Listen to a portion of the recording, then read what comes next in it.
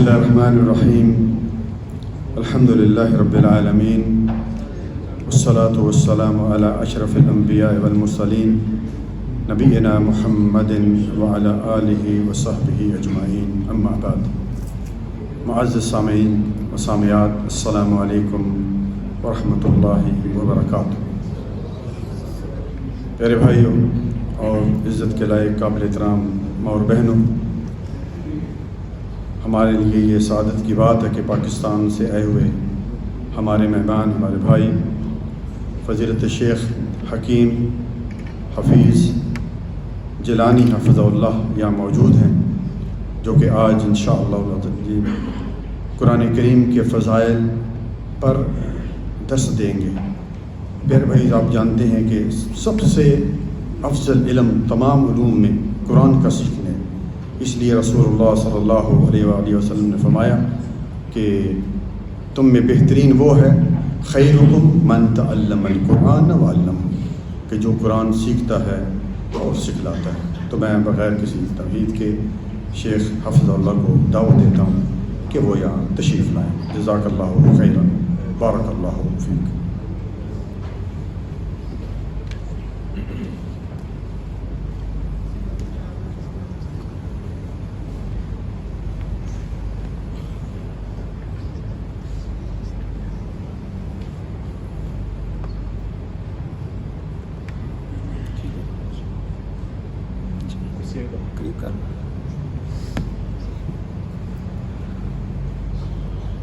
ٹھیک ہے،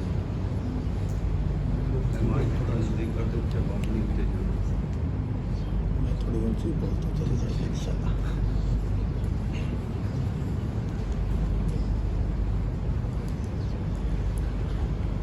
السلام علیکم ورحمۃ اللہ وبرکاتہ۔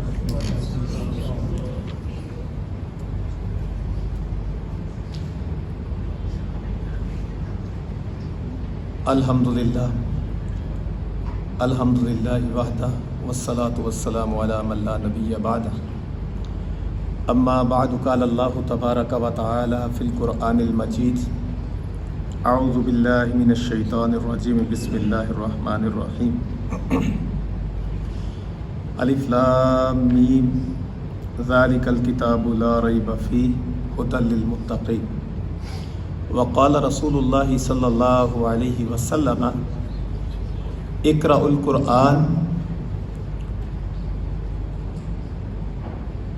القرآن فإنه يأتي يوم القيامة شفيعا لأصحابه، أو كما قال عليه الصلاة والسلام، رواه مسلم۔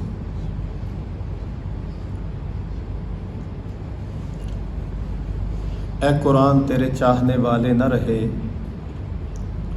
اے قرآن تیرے چاہنے والے نہ رہے، جن کا تو چاند تھا وہ ستارے نہ رہے۔ وہ معزز تھے زمانے میں مسلمان ہو کر، وہ معزز تھے زمانے میں مسلمان ہو کر، اور ہم خوار ہوئے تارک قرآن ہو کر۔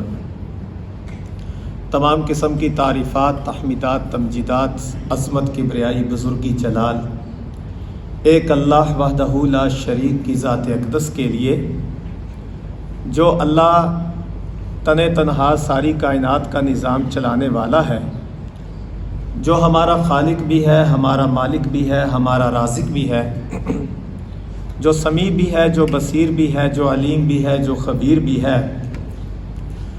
وہ اللہ جس نے قرآن مجید میں اس بات کا اعلان فرمایا کہ فاذکرونی اذکرکم، اے میرے بندو اگر تم مجھے یاد کرو گے تو میں تمہیں یاد کروں گا، اگر تم میرا تذکرہ کرو گے تو میں تمہارا تذکرہ کروں گا، اگر تم میری تعریف کرو گے تو میں تمہارے بارے میں گفتگو کروں گا۔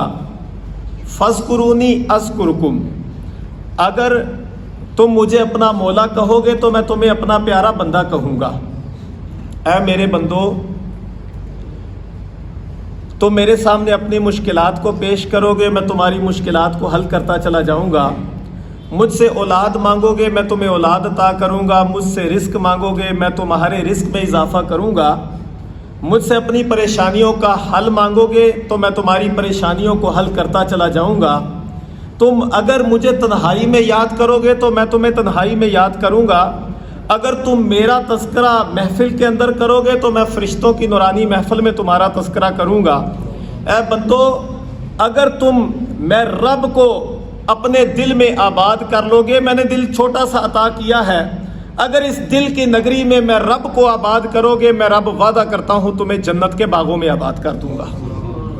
مختصر حمد و ثنا کے بعد ان گنت لا تعداد بے حد و بے حساب لاکھوں اور کروڑوں درود و سلام ہوں ہادی عالم، رحمت عالم، سرور عالم، سید ولد آدم، امام الانبیاء، خاتم الانبیاء، سید الانبیاء، احمد مجتبیٰ، حبیب کبریا، آپ کے اور میرے پیارے پیغمبر جناب محمد رسول اللہ صلی اللہ علیہ وسلم کی ذات بابرکت کے لیے کہ جن کو اللہ رب العزت نے کائنات میں سب سے اعلیٰ، سب سے اولا، سب سے بہتر، سب سے بہترین بنا کے مبعوث فرمایا ہے۔ یقیناً آپ کلام کے اعتبار سے بھی کائنات میں سب سے بہتر ہیں اور آپ وجود کے اعتبار سے بھی کائنات میں سب سے بہتر ہیں۔ اللہ تعالیٰ نے آپ کو سب کی سرداری عطا کی ہے۔ بعد از خدا بزرگ توئی قصہ مختصر، اللہ رسول صلی اللہ علیہ وسلم وہ کلام میں بھی سب سے اعلیٰ ہے، گفتگو میں سب سے اعلیٰ ہے، ان کی محفل کائنات میں سب سے اعلیٰ محفل تھی، ان کا اٹھنا بیٹھنا کائنات میں سب سے اعلیٰ تھا، آپ کا بچپن سب سے بہترین تھا، آپ کی جوانی سب سے بہترین تھی، آپ کے صحابہ سب سے بہترین تھے، آپ کا نام جس مسجد کے ساتھ جڑ گیا وہ مسجد بہترین بنتی چلی گئی۔ اللہ کے رسول صلی اللہ علیہ وسلم کو اللہ نے مبعوث فرمایا اور ختم نبوت کا تاج پہنایا، اور قرآن مجید میں اللہ تعالیٰ نے آپ کی ختم نبوت کے مسئلے کو بھی بیان فرمایا اور آپ کی زبان سے اس بات کا اعلان بھی فرمایا کہ لوگوں، میں ختم نبوت کا تاج پہن کے آیا ہوں، اب قیامت کی دیواروں تک اللہ کی کرسی پہ جا کوئی نہیں سکتا، میں محمد کی کرسی پہ آ کوئی نہیں سکتا صلی اللہ علیہ وسلم۔ سامعین محترم، ہمارے استاد انتہائی مشفق مربی اور اللہ رب العزت کے ایک نیک بندے، یقیناً ظلم کے ان اندھیروں میں ہدایت کے چراغ کو لے کے جگہ جگہ پہ اس کا پیغام سنانے والے شیخ محبوب ابو عاصم حافظہ اللہ تعالی، یہ ان کی درسگاہ ہے۔ یہاں پہ وہ قرآن کا ترجمہ تفسیر آپ کے سامنے رکھتے ہیں۔ اللہ تعالیٰ ان کی حفاظت فرمائے اور اللہ تعالیٰ ان سے زیادہ دین کا کام لے لے، اور اللہ ہم سب کو ان سے زیادہ استفادہ کرنے کی توفیق بھی عطا فرمائے۔ تو آج وہ کسی وجہ سے یہاں تشریف نہیں لا سکے، تو میرا دل کیا کیوں نہ وہ قرآن کے بارے میں پڑھاتے ہیں تو قرآن کے بارے میں کچھ باتیں کر لی جائیں، قرآن کے بارے میں کچھ تعارف کر لیا جائے اور اس کے فضائل کے حوالے سے کچھ بات کی جائے۔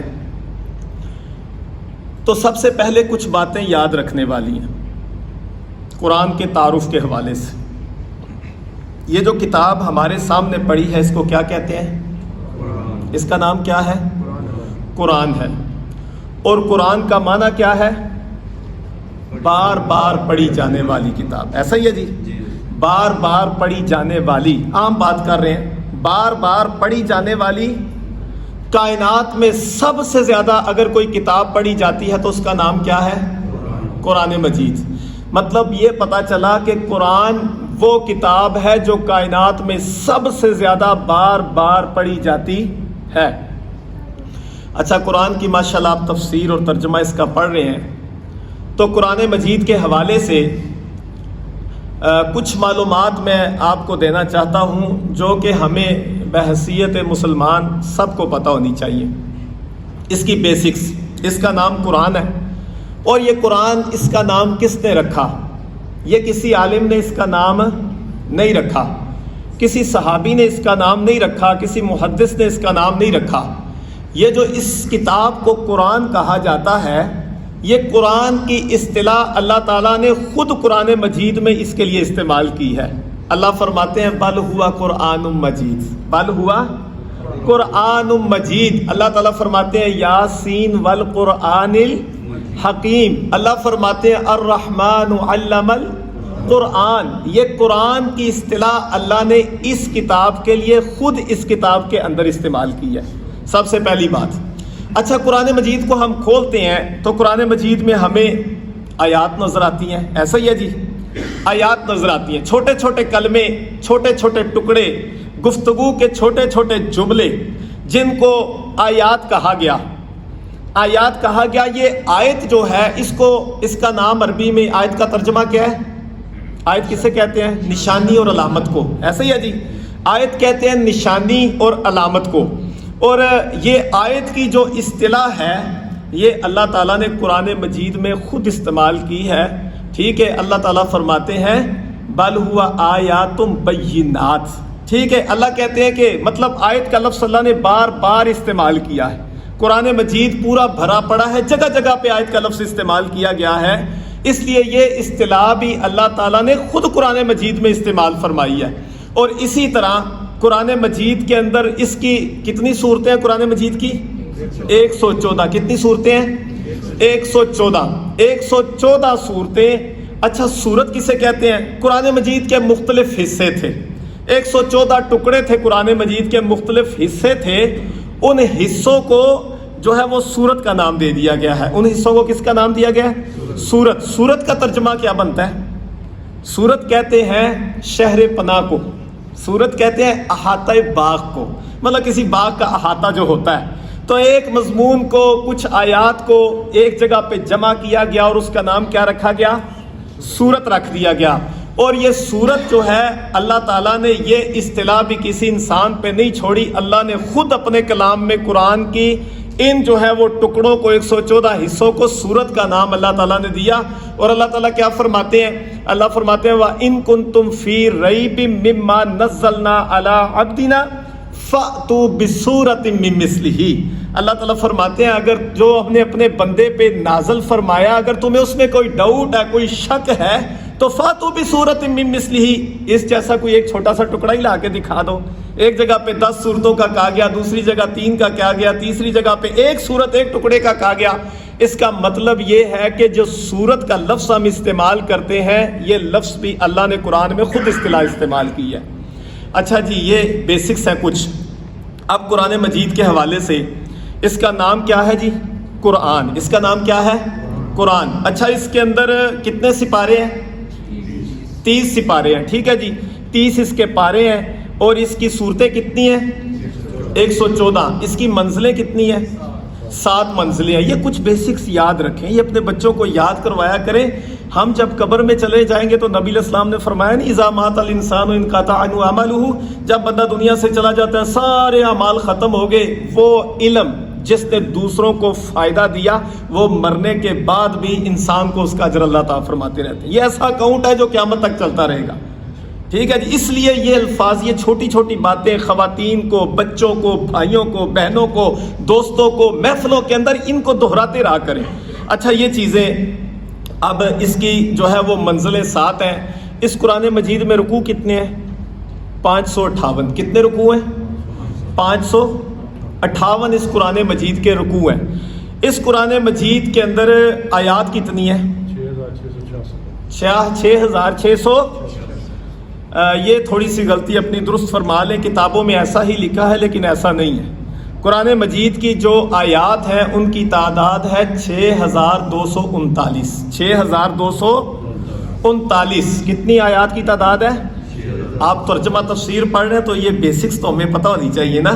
6239 اس کی آیات ہیں۔ قرآن مجید کے اندر اللہ تعالیٰ نے جو کلمات استعمال کی ہیں، الفاظ استعمال کیے ہیں، ان کی تعداد کتنی ہے؟ ان کی تعداد ہے 77439۔ کتنی تعداد ہے؟ 77439۔ اور اللہ تعالیٰ نے اس قرآن مجید میں جو حروف استعمال کیے ہیں، حروف ان 30 پاروں میں اللہ نے جو استعمال کیے ہیں، ان حروف کی تعداد ہے 3,23,937۔ کتنی؟ 3 لاکھ، بولیں 3,23,937۔ یہ کن کی تعداد ہے؟ حروف کی، جو حرف جیسے الف لام میم، الف علیحدہ حرف ہے، لام علیحدہ میم حرف ہے۔ اور ایک بات یہاں سے میں آپ کو بتاتا چلوں، نبی صلی اللہ علیہ وسلم کی حدیث ہے، ترمذی شریف میں موجود ہے، اللہ کے رسول نے فرمایا من قرأ حرفا من کتاب اللہ، جس بندے نے اللہ کی کتاب کا ایک حرف بھی پڑھا، ایک حرف بھی 3,23,937 حروف ہیں، فرمایا جس نے ایک حرف اس قرآن کا، اس کتاب کا پڑھا، فَلَهُ حَسَنَةٌ بِعَشْرِ أَمْثَالِهَا، اللہ ایک حرف کے بدلے میں اس کو کتنی نیکیاں عطا فرماتے ہیں؟ 10۔ کتنی نیکیاں؟ 10۔ اور نبی علیہ السلام نے فرمایا وَلَا أَقُولُ، میں یہ بات نہیں کہتا کہ الف لام میم حرف ہے، الف لام میم جو ہے یہ قرآن کا ایک حرف نہیں ہے۔ نبی صلی اللہ علیہ وسلم نے فرمایا نہیں، بلکہ الف حرف و لام حرف و میم حرف، الف علیحدہ حرف ہے، لام علیحدہ حرف ہے اور میم علیحدہ حرف ہے۔ مطلب اللہ کے رسول صلی اللہ علیہ وسلم نے فرمایا جس نے الف لام میم ادا کر لیا، ادھر سے وہ الف لام میم پڑھے گا، اس کا زور زیادہ نہیں لگتا، اس کا وقت زیادہ نہیں لگتا، اس کو باقاعدہ کہیں بیٹھ کے پڑھنا نہیں پڑتا، اس کے لیے اسے علیحدہ نہیں ہونا پڑتا، اسے گھر میں ہے پڑھ سکتا ہے، گاڑی میں ہے پڑھ سکتا ہے، مسجد کے اندر ہے پڑھ سکتا ہے، اپنی دکان مکان اور اپنے کاروبار میں اندر لگا ہوا ہے پڑھ سکتا ہے، چل رہے جاتے جاتے پڑھ سکتا ہے۔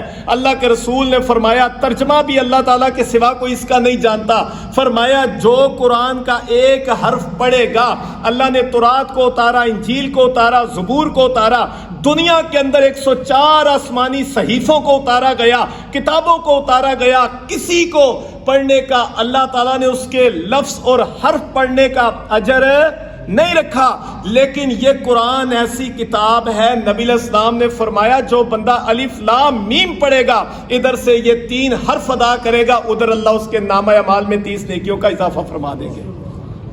کتنی بڑی سعادت ہے۔ اس قرآن مجید کا نام صرف قرآن نہیں ہے، یہ تو اس کا نام ہے نا ذاتی قرآن، اس کے صفاتی نام بھی ہیں۔ اس قرآن کے کیا ہیں؟ صفاتی نام بھی ہیں۔ مثلا اس قرآن کو ذکر بھی کہا گیا ہے، اس قرآن کو ذکر بھی کہا گیا ہے۔ اس کے علماء نے لکھا ہے، اختلاف کے ساتھ ہے لیکن بہت سارے اس کی طرف مائل ہیں، لکھا ہے کہ اس کے تقریباً 58 صفاتی نام ہیں۔ کتنے؟ تقریباً 58 اس کے صفاتی نام ہے قرآن مجید کے، جو اس کے نام کے علاوہ نام اللہ نے، اور ان میں قرآن مجید میں بہت سارے بیان فرمائے ہیں۔ جیسے میں نے آپ کے سامنے رکھا، اللہ نے اس قرآن کو ذکر بھی بولا ہے۔ کیا بولا ہے؟ اللہ فرماتے ہیں اِنَّا نَحْنُ نَزَّلْنَا الذِّكْرَ وَإِنَّا لَهُ لَحَافِظُونَ، ہم نے اس ذکر کو مطلب قرآن کو اتارا ہے، اور قیامت کی دیواروں تک اللہ فرماتے ہیں اس کی حفاظت بھی ہم خود ہی کریں گے۔ اس کو ذکر کہا گیا۔ پھر اس قرآن مجید کو الفرقان بھی کہا گیا کہ یہ حق و باطل میں فرق کرنے والی کتاب ہے۔ یہ قرآن، اس کو البیان بھی کہا گیا۔ اس قرآن مجید کے مطلب بہت سارے صفاتی نام بھی رکھے گئے ہیں۔ تو یہ موٹی موٹی چیزیں جو قرآن کے بارے میں ہیں، کیا خیال ہے کہ ہمیں یاد ہو جائیں گی؟ کوشش کریں گے انشاءاللہ، یہ کوشش کریں۔ آپ ترجمہ تفسیر پڑھتے ہیں تو یہ ہمیں لازمی بیسکس کا علم ہونا چاہیے کہ قرآن مجید کی بیسک جو ہے وہ اس کا نالج کیا ہے۔ قرآن کے بارے میں جس کتاب کو پڑھنا ہے اس کا تعارف تو ہونا چاہیے بندے کو، اس کا تعارف ہونا چاہیے بندے کو۔ تو میں ایک تعارف اور انداز سے بھی کرواتا ہوں۔ قرآن مجید کے تعارف کے لیے یاد رکھیں، یہ ہماری خوش نصیبی اور خوش قسمتی ہے کہ اللہ تعالیٰ نے جب، جیسے اللہ تعالیٰ نے تو آدم علیہ السلام سے لے کے عیسیٰ علیہ السلام تک لاکھ سے زیادہ پیغمبر اللہ نے بھیجے دنیا میں، ہمارے نبی سے پہلے لاکھوں کی تعداد میں پیغمبر آئے، لیکن اللہ تعالیٰ نے جب ہماری باری آئی، امت محمدیہ کی باری آئی، اللہ نے ساری کتابوں کی سردار، سارے نبیوں کا سردار جناب محمد الرسول اللہ صلی اللہ علیہ وسلم اللہ نے ہمیں عطا فرما دیا۔ اسی طرح اللہ نے آسمان سے پہلے بھی قرآن سے تورات کو اتارا، انجیل کو اتارا، زبور کو اتارا، صحف موسیٰ، صحف ابراہیم اتارے گئے، صحیفے اتارے گئے۔ بعض نے لکھا ہے کہ 104 آسمانی کتابیں اور صحیفے ٹوٹل بنتے ہیں۔ مطلب یہ ہے کہ بہت سارے صحیفے اور کتابیں اتاری گئیں، لیکن اللہ تعالیٰ نے جب ہماری باری آئی، جہاں ہمیں سارے نبیوں کا سردار جناب محمد الرسول اللہ صلی اللہ علیہ وسلم عطا فرمائے، وہاں اللہ نے ہمیں کتابوں کی سردار یہ قرآن بھی عطا فرمایا۔ اور یہ قرآن کسی تعارف کا محتاج نہیں ہے۔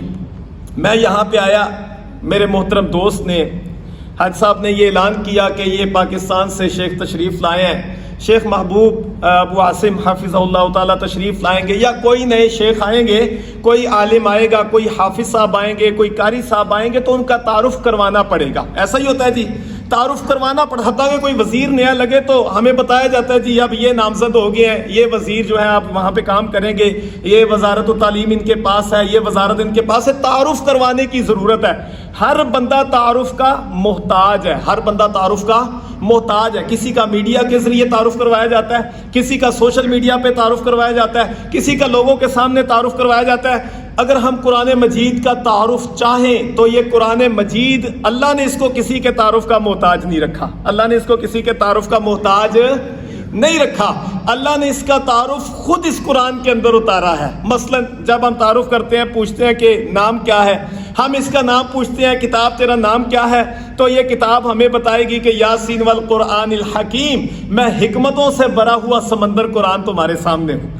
اپنا تعارف یہ خود کرواتا ہے۔ پھر ہم ان سے پوچھتے ہیں، اے قرآن اچھا یہ تو بتا کہ تجھے بھیجا کس نے ہے، تجھے بھیجا کس نے ہے؟ کوئی سفیر آتا ہے تو اس سے پوچھا جاتا ہے بھئی کس کی طرف سے آئے ہو، کس نے آپ کو بھیجا، ویلیو اس کی ہوتی ہے، کس نے آپ کو بھیجا ہے۔ اس سفیر کی بیسیکلی اہمیت جو ہوتی ہے بھیجنے والے کی طرف سے ہوتی ہے، یہ فلاں ملک کی طرف سے ہے، اس کو فلاں بادشاہ نے بھیجا ہے۔ اس کو ہم قرآن سے پوچھتے ہیں، قرآن تو یہ بتا تجھے بھیجا کس نے ہے، تو قرآن مجید کہتا ہے تنزیل من رب العالمین، مجھے کائنات کے رب نے بھیجا ہے۔ ہم اس سے قرآن سے پوچھتے ہیں، اے قرآن تو یہ بتا تجھے لے کے کون آیا ہے، تو قرآن کہتا ہے نزل بہ الروح الامین، مجھے فرشتوں کے سردار جبریل امین جو ہیں وہ لے کے آئے ہیں، ان کو دے کے مجھے بھیجا گیا ہے۔ ہم اس قرآن سے پوچھتے ہیں تو یہ بتا تجھے کس مہینے میں اتارا گیا، تو قرآن کہتا ہے شہر رمضان الذی انزل فیہ القرآن، رمضان کا بابرکت مہینہ تھا جس مہینے کے اندر مجھے اتارا گیا۔ اچھا آپ کو یہ پتا قرآن مجید نازل کب ہوا تھا، پہلی وحی کب آئی تھی؟ قرآن مجید کی پہلی وحی کب آئی تھی جی؟ اللہ کے رسول صلی اللہ علیہ وسلم کا بہت ساری باتیں جو رہ جاتی ہیں۔ آپ کی زندگی کا 41واں سال تھا۔ کتنا سال تھا؟ 40 سال پورے ہو چکے تھے، 41واں سال تھا۔ اللہ کے رسول صلی اللہ علیہ وسلم وہ غار حراء کے اندر عبادت میں مصروف تھے۔ رمضان المبارک تھا، رمضان المبارک کے اندر اللہ کے رسول صلی اللہ علیہ وسلم پہ یہ قرآن مجید بعد از نماز مغرب حضرت جبریل امین جو ہیں وہ لے کے آئے، اور سب سے پہلی وحی کیا تھی؟ اقرا۔ کیا وحی تھی؟ اقرا۔ یہ باتیں ہمیں یاد ہونی چاہیے۔ یہ اللہ کے رسول پہ یہ قرآن خود کہتا ہے کہ اللہ کا فرشتہ جبریل امین مجھے لے کے آیا۔ ہم پوچھتے ہیں قرآن یہ بتا کہ تجھے اتارا کس پہ گیا، تو قرآن کہتا ہے نزل علی محمد، مجھے محمد مصطفیٰ صلی اللہ علیہ وسلم کے قلب اطہر پہ اتارا گیا ہے۔ ہم کہتے ہیں کہ یہ بتا قرآن کہ تجھے اتارا گیا، بھیجا گیا، تیرا ٹھکانہ کون سا ہے، تو قرآن کہتا ہے فی لوح محفوظ، مجھے میرے اللہ نے لوح محفوظ میں جمع کر رکھا ہے۔ ہم پوچھتے ہیں کہ اے قرآن تو یہ بتا کیا تیرے اندر کوئی شک ہے، تیرے اندر کوئی شبہ ہے، تو قرآن کہتا ہے مجھے کھولو الف لام میم ذالک الکتاب لا ریب فیہ، یہ وہ کتابیں، دنیا کی کتابیں ہم پڑھتے ہیں، ہم نے دنیا کے اندر بڑی بڑی جو ہے وہ لا کی کتابیں پڑھی، میڈیکل کی کتابیں پڑھی، ہم نے بایو کی کتابیں پڑھی، کیمسٹری پڑھی، ہم نے میتھمیٹکس کو پڑھا، ہم نے دنیا کے اندر جو ہے وہ جغرافیہ کی بڑی بڑی کتابیں دنیا میں پڑھنے کا جو ہے وہ انسان کو موقع ملتا ہے۔ ہر کتاب کے شروع میں لکھا ہوتا ہے اگر کتاب کے اندر کوئی غلطی ہو جائے تو ہمیں مطلع کریں اور شکریہ کا موقع دیں تاکہ ہم اصلاح کر سکیں۔ دنیا کی کتابوں کا یہ معاملہ ہے، بڑی سی بڑی فلسفے اور منطق کی کتابوں کے بارے میں یہ لکھا ہوتا ہے، لیکن قرآن ایسی کتاب ہے اس کے بارے میں اگر پڑھیں گے تو لکھا ہے ذالک الکتاب لا ریب فیہ، یہ وہ کتاب ہے جس میں کوئی شک نہیں ہے۔ اس قرآن کے اندر کسی قسم کا کوئی شک و شبہ موجود نہیں ہے۔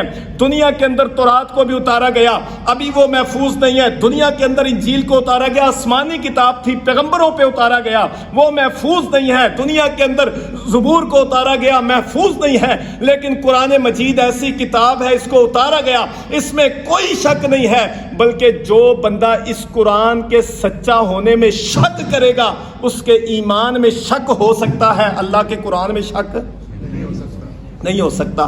ہم کہتے ہیں قرآن تو یہ بتا کہ تجھے اتارا تو گیا، تجھے بھیجا گیا، لیکن تیری حفاظت کون کرے گا؟ تو قرآن کہتا ہے اِنَّا نَحْنُ نَزَّلْنَا الذِّكْرَ وَإِنَّا لَهُ لَحَافِظُونَ، جس اللہ نے مجھے اتارا ہے قیامت کی صبح تک میری حفاظت بھی وہ اللہ ہی کرے گا۔ اچھا قرآن تو یہ بتا کہ تیرا رعب اور دبدبہ کیا ہے؟ تو قرآن کہتا ہے لو انزلنا ھذا القرآن علی جبل لرأیتہ خاشعا متصدعا من خشیۃ اللہ۔ قرآن کہتا ہے کہ جس نے مجھے اتارا ہے، لو انزلنا، اگر ہم اتار دیتے ھذا القرآن، اس قرآن کو، علی جبل، کس پر؟ پہاڑ پہ، اگر پہاڑ پہ پتھروں پہ چٹانوں پہ اتار دیتے تو اللہ تعالیٰ کیا فرماتے ہیں؟ ھذا القرآن علی جبل لرأیتہ خاشعا متصدعا من خشیۃ اللہ، تو دیکھتا کہ یہ پتھر اور پہاڑ بھی اس قرآن کو بھیجنے والے اللہ کے رعب اور دبدبے سے ریزہ ریزہ ہو جاتے۔ قرآن تیرا پیغام کیا ہے؟ قرآن کہتا ہے ھدی للمتقین، جو بندہ مجھے اپنے سینے سے لگائے گا میں اس کو لادینی اور گمراہی چھڑا کے اس کے اللہ سے ملوا دوں گا۔ یہ قرآن کا پیغام ہے، یہ قرآن کا مختصر سا تعارف ہے۔ اور آپ کو یہ پتہ ہونا چاہیے کہ یہ قرآن مجید وہ عظیم کتاب ہے جس کو پڑھنا سعادت ہے، جس کو پکڑنا بھی سعادت ہے، جو باعث برکت ہے، جو باعث رحمت ہے، جو باعث اجر و ثواب ہے، جس کو پکڑ کے اگر ہم اس کو پڑھتے ہیں تو اللہ ایک ایک حرف کے بدلے میں ہمیں اجر و ثواب عطا کرتا ہے۔ اس قرآن نے پوری دنیا کے اندر کتنے لاکھوں عیسائی یہودی ہیں جنہوں نے اس قرآن کو پڑھا، اس کو پکڑا، اس کو سینے سے لگانے کی کوشش کی، اس کو ترجمے کے ساتھ پڑھا، اس کی تفسیر میں گئے تو اللہ تعالیٰ نے ان کے سینوں کو کھول دیا، اللہ تعالیٰ نے انہیں ہدایت عطا فرما دی۔ یہ قرآن مجید ہے، جب تک یہ دنیا میں نہیں تھا دنیا کے اندر ہمیں ظلمتیں نظر آتی ہیں، جب یہ قرآن دنیا کے اندر آیا تو وہ ظلمتیں اجالوں میں تبدیل ہو گئیں۔ جب تک یہ قرآن نہیں تھا دنیا کے اندر اندھیرے تھے، جب یہ قرآن آیا اندھیرے اجالوں میں جو ہے وہ بدلنے شروع ہو گئے۔ جب تک یہ قرآن دنیا میں نہیں تھا آپ دیکھیں دنیا کے اندر جہالت تھی، دنیا کے اندر گمراہی تھی۔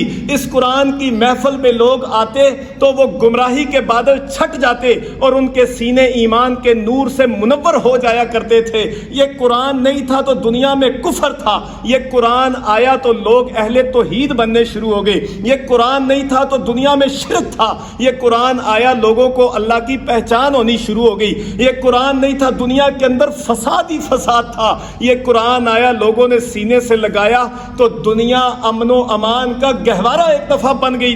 یہ دنیا کے اندر قرآن نہیں تھا تو 40 سال گزر چکے تھے، لوگ محمد بن عبداللہ کہتے تھے، جب قرآن اترا لوگوں نے محمد الرسول اللہ کہنا شروع کر دیا۔ یہ قرآن نہیں تھا تو لوگ جو ہے وہ ابو بکر ابن ابی قحافہ بولا کرتے تھے، جب یہ قرآن اترا ہم ابو بکر صدیق بولتے ہیں۔ جب تک یہ قرآن نہیں تھا عمر ابن خطاب تھا، جب یہ قرآن اترا تو ان کو فاروق اعظم بولا گیا۔ جب تک یہ قرآن نہیں تھا حضرت عثمان ابن عفان تھا، جب یہ قرآن پکڑا سینے سے لگایا اللہ نے ذوالنورین بنایا، اس کے بعد اللہ نے سخیوں کا امام بنا دیا۔ جب تک یہ قرآن نہیں تھا حضرت علی بن ابی طالب کہلاتے تھے، جب یہ قرآن اترا اسد اللہ الغالب بن کے وہ شجاعت والوں کے امام بن گئے۔ جب تک یہ قرآن نہیں تھا ابو ذر ایک عام فقیر انسان تھا، جب یہ قرآن اترا اس کو سینے سے لگایا اللہ نے زہد و تقوی کا امام بنا دیا۔ جب یہ قرآن نہیں تھا حضرت عباس کے بیٹے عبداللہ ایک عام انسان تھے، اس قرآن کو پڑھا سمجھا اور جب بھی کوئی مسئلہ حل نہ ہوتا ابو بکر صدیق جیسے صحابی جو جلیل القدر تھے، جو سب سے زیادہ رتبے کے اندر آگے تھے، وہ بھی ان کے سامنے گھٹنوں کے بل بیٹھ کے ان سے قرآن کی تفسیر سیکھا کرتے تھے۔ مطلب کیا؟ یہ قرآن نہیں تھا تو عبداللہ بن عباس تھے، یہ قرآن آیا تو عبداللہ مفسر قرآن بن گئے۔ جب تک یہ قرآن نہیں تھا تو عبداللہ بن عمر تھے، جب یہ قرآن آیا تو وہ محدث اعظم بن گئے۔ جب یہ قرآن نہیں تھا تو عبداللہ بن مسعود تھے، جب یہ قرآن آیا تو وہ فقیہ الامت بن گئے۔ جب یہ قرآن نہیں تھا تو صحابی ابو عبیدہ بن جراح تھے، جب یہ قرآن سینے سے لگایا تو امین ہذہ الامہ، اس امت کا سب سے بڑا امین کہلائے۔ جب تک یہ قرآن نہیں تھا خالد ابن الولید تھے، جب قرآن کو سینے سے لگایا اللہ نے سیف من سیوف اللہ بنا دیا۔ جب تک یہ قرآن نہیں تھا حضرت بلال عام سے انسان تھے، نوکر تھے، خادم تھے، کوئی پوچھتا نہیں تھا۔ جب اس قرآن کو سینے سے لگایا حضرت بلال چلتے زمین پہ ہے، قدموں کی آواز جنت میں سنائی دیتی ہے۔ یہ قرآن نہیں تھا تو اس وقت حنظلہ ایک عام انسان تھے، جب یہ قرآن اترا اس کو سینے سے لگایا، اللہ کے راستے میں نکلے۔ اللہ کے رسول صلی اللہ علیہ وسلم نے فرمایا حنظلہ کی بیوی پریشان نہ ہونا، اللہ نے تیرے شوہر کو غسل دینے کے لیے آسمان سے فرشتوں کو نازل کر دیا۔ یہ قرآن بڑی عظیم کتاب ہے، اس قرآن کو پڑھنا، اس کو سمجھنا، اللہ کے رسول صلی اللہ علیہ وسلم نے فرمایا من یرد اللہ بہ خیرا یفقہہ فی الدین۔ اللہ کے رسول کی زبان سے نکلے ہوئے الفاظ ہیں۔ نبی علیہ السلام نے فرمایا، ابو داؤد کے اندر یہ روایت موجود ہے، فرمایا کہ جس کے ساتھ اللہ خیر کا، بھلائی کا ارادہ کرتا ہے۔ اللہ کسی کے ساتھ برائی کا ارادہ کرتا ہے؟ نہیں نہ کرتا۔ تو پھر یہ بات کہنے کا مقصد کیا ہے؟ اس کہنے کا مقصد یہ ہے جس طرح ساری انسانیت میں اللہ نے انسانیت کا خلاصہ انبیاء کو چنا، اللہ اپنے خاص دین کے لیے، مقصد کے لیے چن لیتا ہے اور ان پہ وحی کا سلسلہ جاری کر دیتا ہے، اسی طرح نبیوں کا اللہ نے وارث بنانے کے لیے ان لوگوں کو چنا جن کو اللہ نے دنیا کے اندر جو ہے وہ امامت دینی تھی، دنیا کے اندر قیادت دینی تھی، دنیا کے اندر سیادت دینی تھی، دنیا کے اندر رتبہ اور مقام، اللہ نے دنیا کے اندر سب کچھ عطا کرنا تھا اور سب سے بڑا رتبہ دینا تھا اور اپنے نبیوں کا وارث بنانا تھا۔ اللہ تعالیٰ نے کیا کیا؟ نبی نے فرمایا من یرد اللہ بہ خیرا، اللہ جن کو خاص خیر کے لیے چن لیتا ہے، یفقہہ فی الدین، اللہ اسے لا دینی چھڑا دیتا ہے، اپنے قرآن کا علم عطا کر دیتا ہے۔ ایک حدیث نہیں، نبی علیہ السلام نے فرمایا الماہر بالقرآن، بخاری شریف کے الفاظ ہیں الماہر بالقرآن، جو قرآن کو پڑھتا ہے، ترجمہ بھی آتا ہے، تفسیر بھی آتی ہے، اچھے طریقے سے قرآن کو پڑھ لیتا ہے، اس میں مہارت حاصل کرتا ہے۔ الماہر بالقرآن، فرمایا مع السفرۃ الکرام البررہ، قیامت کا دن ہوگا، اللہ کے سامنے سارے صفے باندھ کے کھڑے ہوں گے، انسانوں کی صفے ہیں، فرشتوں کی صفے ہیں۔ جس بندے نے دنیا میں قرآن کے ساتھ دل لگایا ہوگا، محنت کی ہوگی، اللہ تعالیٰ اسے انسانوں کی فرشتوں سے، انسانوں کی صفوں سے نکال کے فرشتوں کی صف کے اندر جمع کر دے گا۔ یہ حدیث کے الفاظ ہیں، نبی علیہ الصلوۃ والسلام کی زبان سے نکلے ہوئے الفاظ ہیں، اور میرا اور آپ کا ایمان یہ ہے کہ میری زبان پھسل سکتی ہے، بڑے سے بڑے عالم کی زبان پھسل سکتی ہے، جھوٹ نکل سکتا ہے، بڑے سے بڑے شیخ الحدیث کی زبان سے جھوٹ نکل سکتا ہے، بڑے سے بڑے خطیب کی زبان سے جھوٹ نکل سکتا ہے، بڑے سے بڑا محدث غلطی کر سکتا ہے، لیکن ہمارا ایمان یہ ہے ہواؤں کا رخ بدل سکتا ہے، دریاؤں کا رخ بدل سکتا ہے، سمندروں کی لہروں کا رخ بدل سکتا ہے، آنسو اور کانٹے جو ہے وہ مسکراہٹیں اکٹھی ہو سکتی ہیں، پھول اور کانٹے اکٹھے ہو سکتے ہیں، زمین و آسمان میں رد و بدل ہو سکتا ہے۔ کعبے کے رب کی قسم ہے سونے اور چاندی میں تو کھوٹ ہو سکتی ہے، رسول اللہ کی زبان میں کھوٹ نہیں ہو سکتی۔ نبی علیہ السلام نے کیا فرمایا؟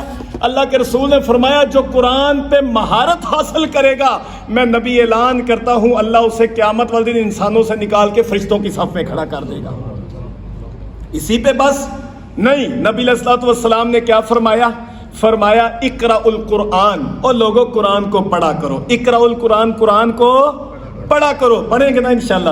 نبی علیہ السلام نے حکم دیا ہے اقرأو، جو جانتے ہیں عربی گرامر کو انہیں پتا ہے کہ یہ جمع مذکر کا صیغہ اور فعل امر کا صیغہ ہے، اس میں اللہ کے رسول نے اپنے سارے امتیوں کو حکم دیا ہے اقرأو، کہ تم پڑھا کرو۔ کیا کیا کرو؟ کیونکہ وحی کا آغاز ہی اقرا پڑھنے سے ہے، وحی کا آغاز ہی علم سے ہوتا ہے، اس لیے نبی علیہ السلام نے فرمایا تم قرآن کو پڑھا کرو، اقرا القرآن، قرآن کو پڑھا کرو۔ تو انشاءاللہ ہم اپنے نبی کی بات کو مان کے قرآن کو پڑھیں گے نا انشاءاللہ، انشاءاللہ ترجمہ تفسیر پہ غور کریں گے انشاءاللہ، سارے کلاس میں بیٹھا کریں گے انشاءاللہ، کوئی ناغہ نہیں ہوگا انشاءاللہ۔ اپنے بچوں کو، گھر والوں کو قرآن کی ترغیب دیں گے نا انشاءاللہ۔ اللہ کے رسول نے فرمایا اقرأ القرآن، اس قرآن کو پڑھا کرو، فَإِنَّهُ يَأْتِي يَوْمَ الْقِيَامَةِ شَفِيعًا لِأَصْحَابِهِ، قیامت والے دن اللہ تعالیٰ کے حضور یہ قرآن آئے گا، یہ قرآن آئے گا، اللہ تعالیٰ اس قرآن کو زبان عطا کرے گا۔ شاہ اسماعیل شہید، شاہ ولی اللہ محدث دہلوی رحمۃ اللہ علیہ نے حجت اللہ البالغہ کے اندر لکھا ہے کہ اللہ تعالیٰ قیامت والے دن کچھ اعمال کو زبان اور وجود عطا کرے گا۔ جیسے آپ نے سنا ہوگا کہ اللہ قیامت والے دن موت کو مینڈے کی شکل میں لایا جائے گا اور جنت جہنم کے درمیان میں اس کو ذبح کر دیا جائے گا کہ آج کے بعد کوئی موت نہیں ہے، موت کا سلسلہ ختم ہو گیا ہے، آج کے بعد کوئی موت نہیں ہے۔ اس کو وجود دیا جائے گا، نیک اعمال کو وجود دیا جائے گا، برے اعمال کو وجود دیا جائے گا، اسی طرح سانپوں کی شکل کئی چیزوں کو دی جائے گی۔ اللہ کے رسول نے فرمایا یہ قرآن قیامت والے دن آئے گا، شفیع لاصحابہ، اللہ کے ہاں سفارش کرے گا، اللہ یہ بحرین میں فلاں علاقے میں رہنے والا یہ بندہ تجھ سے بڑا پیار، تیرے کلام سے بڑا پیار کرتا تھا، اللہ یہ تیری باتیں پڑھا کرتا تھا، اللہ یہ تیرے کلام کو سنا کرتا تھا، اللہ اس کی تفسیر، اس کا ترجمہ، اس کے الفاظ، اس کے معانی، اس کا مفہوم، ہر چیز پہ غور کیا کرتا تھا۔ یہ گھر میں ہوتا اس کا دل نہیں لگتا، یہ مجھے پڑھتا تھا، یہ مسجد میں جا کے مجھے پڑھتا تھا، یہ سوتے ہوئے میری تلاوت کیا کرتا تھا، یہ اٹھتے ہوئے میری تلاوت کیا کرتا تھا، اپنے گھر میں بیٹھ کے میرے تذکرے، اپنی فیکٹری دکان میں بیٹھ کے میرے تذکرے۔ اللہ آج یہ اپنے اعمال کی وجہ سے جہنم کی طرف جا رہا ہے، اللہ میں قرآن اس کی سفارش کرتا ہوں، شفیع لاصحابہ۔ نبی نے فرمایا قرآن تم پڑھو، قیامت والا دن اللہ کے ہاں تمہاری سفارش کر کے قرآن تمہارے اللہ کے ہاں بخشش کا ذریعہ بن جائے گا۔ تو کیا خیال ہے ہمیں قرآن کی سفارش کے لیے کوشش کرنی چاہیے نا؟ کرنی چاہیے کہ نہیں کرنی چاہیے؟ ہمارے اعمال تو اتنے اچھے ہیں نہیں، تو انشاءاللہ ہم اس قرآن کو غور سے پڑھیں گے، اس کا مفہوم، اس کا ترجمہ سمجھیں گے، تو اللہ تعالیٰ انشاءاللہ ہمیں قیامت والے دن قرآن کی سفارش سے فیض یاب کرے گا انشاءاللہ۔ ویسے بھی ایک حدیث کے اندر آتا ہے، مسند احمد کی روایت ہے غالباً، اللہ کے رسول نے فرمایا قیامت والے دن روزہ اور قرآن آئیں گے، قرآن بھی سفارش کرے گا، روزہ بھی سفارش کرے گا، اور اللہ ان کی سفارش قبول کر کے بندے کی معافی کا اعلان کر دے گا۔ بس تو اللہ تعالیٰ ہم سب کو قرآن مجید کو پڑھنے کی، سمجھنے کی توفیق عطا فرما دے۔ اللہ کے رسول صلی اللہ علیہ وسلم کی یہ باتیں، یہ احادیث، قرآن کے ساتھ اپنا تعلق قائم کرنا، قرآن کو اپنے سینے سے لگا کے رکھنا، قرآن کو اپنے گھر کے اندر اس کو رائج کرنا، قرآن مجید جو ہے وہ اس سے محبت کرنا، یہ ایک مسلمان کا شعار ہے، ایک مسلمان کا شیوا ہے۔ اللہ تعالیٰ سے یہ دعا ہے اللہ تعالیٰ ہمیں قرآن مجید کو سمجھ کے پڑھنے کی توفیق عطا فرمائے، اس کے مطابق اپنی زندگیوں کو گزارنے کی توفیق عطا فرمائے۔ اقول قولی ھذا استغفر اللہ لی ولکم ولسائر المسلمین۔ السلام علیکم ورحمۃ اللہ وبرکاتہ۔